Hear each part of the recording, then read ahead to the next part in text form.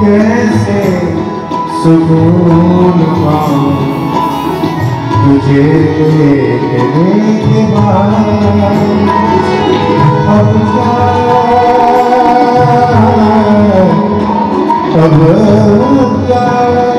गजल सुनाऊं तुझे देखने के बाद। ये हैं तलत अजीज़, हिंदुस्तान के मशहूर गज़लगो। शनिवार की शाम वो पटना में थे।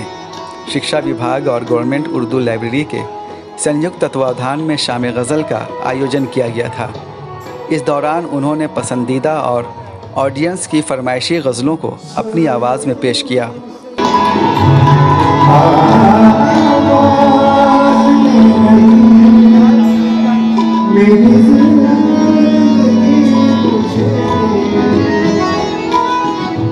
जाऊं मैं यार न जाऊं तुझे देखने के बाद।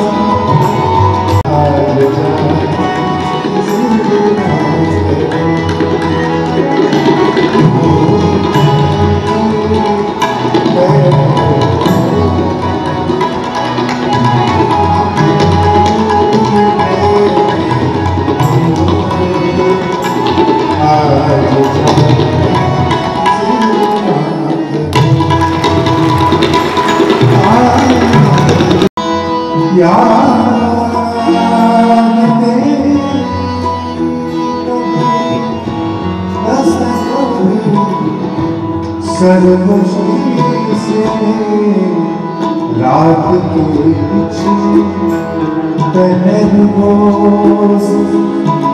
जगाती रात के पिछले बहनों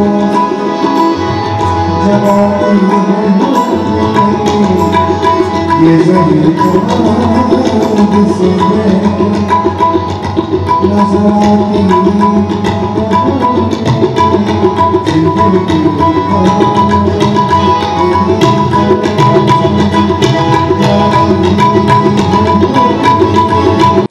बिहार लोक संवाद से तलत अजीज़ ने ख़ास बातचीत की। उन्होंने कहा कि वो 1980 से बिहार आ रहे हैं।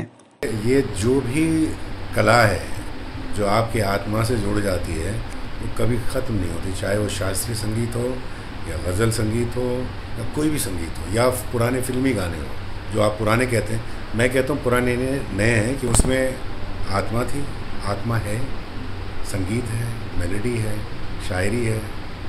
तो ये सारी चीज़ों का एक कॉम्बिनेशन है ना। तो जब ये सब जुड़ जाते हैं तो ये फिर इसका अपना एक अलग मकाम बन जाता है। तो फिर वो ख़त्म नहीं होती, चाहे कोई भी कितनी भी नई पीढ़ियाँ आई। हाँ, ये दौर है, ट्रेंड जो कहते हैं आप आते हैं जाते हैं, वो तो छोड़िए। जैसा कभी ये ट्रेंड आया चला गया, कभी हिप हॉप आया चला गया, कभी फना आया चला गया, कोई बात नहीं, हर एक का। लेकिन जो असल आत्मा से जुड़ी हुई चीज़ें हैं वो कभी ख़त्म नहीं होती। देखिए, पटना में अभी कह रहा था, पटना हो बिहार हो, मैं बहुत अरसे से आ रहा हूँ। अभी मैं बात वही कर रहा था, मैं 80 से आ रहा हूँ यहाँ पर, और मैंने देखा है और मैं दावे के साथ कह सकता हूँ कि यहाँ के जो लोग हैं सुनकार हैं, सुनते हैं बाकायदा। ये परंपरा इनकी ऐसी है कि सुनकार लोग हैं, वो जानते हैं और संगीत से प्यार है उनको, शायरी से प्यार है और अच्छे सुनकारों में शुमार करता हूँ। शाम गज़ल के मौके पर एक सेमिनार का भी आयोजन किया गया। विषय था उर्दू, माजी, हाल और मुस्तकबिल। इस मौके पर बिहार के चीफ सेक्रेटरी और कार्यक्रम के अध्यक्ष आमिर सुबहानी ने कहा कि उर्दू को तालीम, तहजीब और रोज़गार से जोड़ना है। एक बहुत अच्छा उन्वान उर्दू के हवाले से रखा। हालांकि इस उन्वान की जो गहराई है, जो वुसअत है, ज़मानो मकान के हिसाब से, ज़मानो मकान के एतबार से काफ़ी लंबे वक्त का तकाजा था इस पर सर हासिल तबसरा करने के लिए, इसलिए तशदगी रह गई। लेकिन मैं ये कहूँगा कि ये सब कोशिशें जो हो रही हैं, इसको न सिर्फ जारी रखना है बल्कि और फ़रोग़ देना है।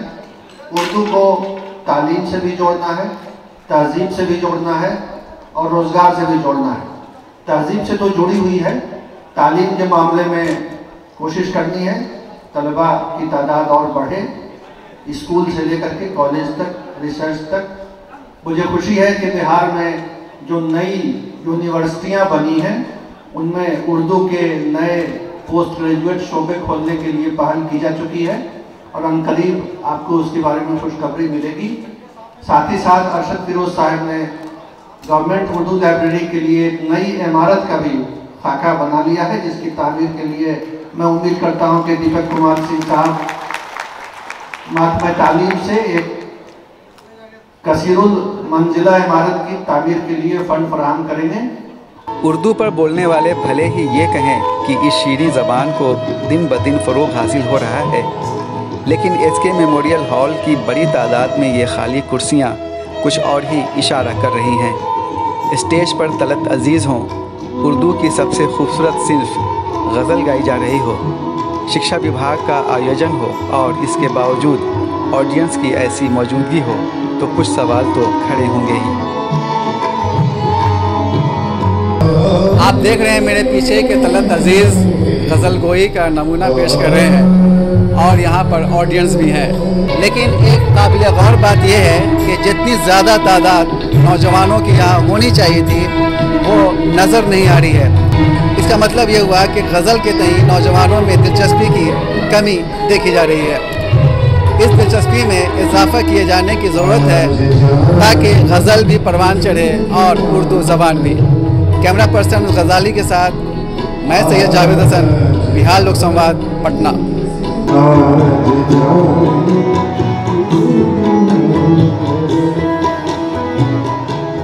You